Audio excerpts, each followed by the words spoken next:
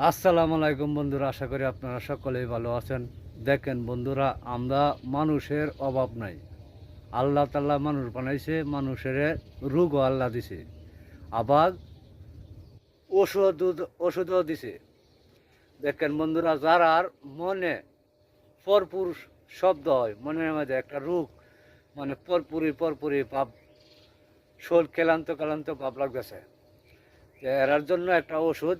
এ দেখেন গাছটা হলো তেলাপোতার গাছ। দেখছেন গাছটা, গাছটা বিরাট ওষুধের কাজ। কত রোগের কথা কইয়াম বন্ধুরা। যারা বুকের মধ্যে দরপুর করে, এরা এই পাতাগুলা বাড়িতে নিব, নিয়া ভালোভাবে ধোয়া এক গ্যাসে পানির মধ্যে লইয়া পানিটা ফুটাইয়া ঠান্ডা করে পানিটা খাইলে রোগ চলে যাইব।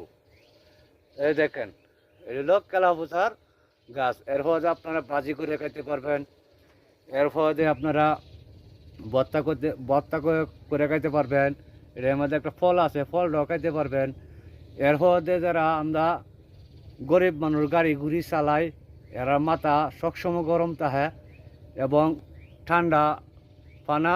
এরা কি করব, কেলা গাছটা কেলা পাতাটা কুজে বাইর করবো, বাইর করিয়া কেলা পাতার পাতাগুলা রস বাইর করে মাথার মাঝে দেবো, মাথা ঠান্ডা। আপনারা চাইলে একটাবার ব্যবহার করে দেখেন, 100% গ্যারান্টি। ধন্যবাদ বন্ধুরা, ভালো থাকেন, সুস্থ থাকেন, এই দোয়াই।